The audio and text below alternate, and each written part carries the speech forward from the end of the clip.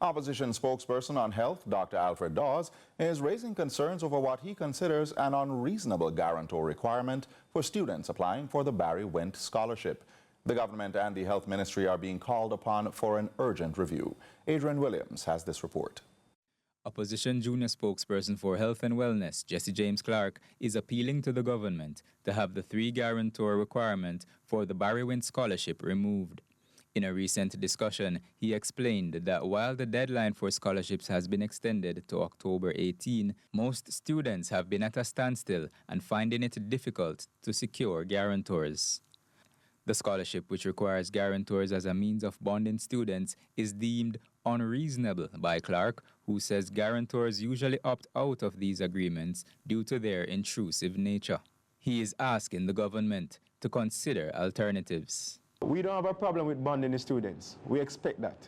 But I'm saying, let the responsibility lie solely on the students. And there are many ways you can go about ensuring that. You can put flight restrictions on the students. There are many different ways you can go about doing it to ensure you get back your money from the students or you get back service. But to let their future be dependent on them finding somebody willing to put up that type of collateral for them is really unreasonable, especially for those persons. So if you really want to target your underserved population, it's not reasonable for you to ask them to come with 3 guarantors. The problem that we have had with guarantors in the past is that persons have a difficulty getting people to sign up to become guarantors, and the intrusive nature that of the application for the requirements to become a guarantor too as well. Many persons don't want to go through all of that. While expressing his gratitude for the assistance the grant has provided for students, he's also asking the government to increase the monies allocated to students who are doing more expensive courses.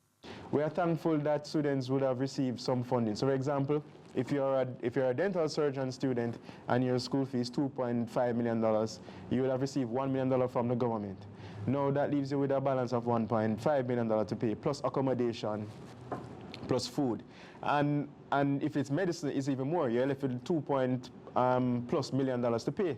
Now, somebody who can afford to find $2.5 million per year maybe did not need the scholarship in the first place. So if you're really trying to target your underserved population, the amount of funding that you're providing is not adequate currently for those persons who have that large school fee to pay. Clark says with the shortage of healthcare workers currently, improving this situation is a good way to bolster the economy. Adrian Williams for CVM News. The tourism sector is rejoicing over the announcement of an additional 30,000 seats to come in a matter of weeks, courtesy of JetBlue. But that's just part of the good news the sector shared recently, as new airlines are hopping on board as well. Trisha Gay Kelly has that story. With winter fast approaching, Jamaica's tourism industry remains hopeful the gifts of the season will soar above their expectations. And though in recent times, airlines like JetBlue had cut back on the number of flights coming to the region, the airline has added more seats for Jamaica. That's according to senior advisor and strategist in the Ministry of Tourism, Delano Sivright, who says this move will have a positive impact on the sector. Jamaica is going to benefit from 30,000 additional seats out of both New York, John F. Kennedy, and Fort Lauderdale into Jamaica by JetBlue. We'll see as many as 9 flights per day from New York into both Kingston and Montego Bay, and up to 9 flights per day from Fort Lauderdale into Kingston and Montego Bay. Added seats means more flights going in and out of the country. He explains there are also additional routes and airlines coming. We'll also benefit from increased frequencies by JetBlue out of Boston into Montego Bay for the winter season. Beyond that, Jamaica is fully covered in the tri-state area. We have new flights by Avelo Airlines.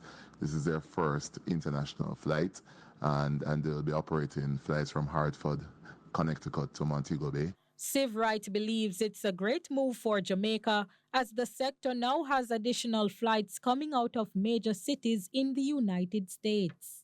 Beyond that, United continues to service with 2 daily flights from Newark, New Jersey to Montego Bay. And of course, New York's John F. Kennedy continues to have non-stop services by American Airlines, Delta, JetBlue, of course, and Caribbean Airlines. So Jamaica is really fully covered when it comes to air travel in and out of the tri-state area. Earlier this year, JetBlue cut over 20 flight routes in the U.S. and the Caribbean and added over 10 new routes to increase the airline's profits. Trisha Gay Kelly, CVM News.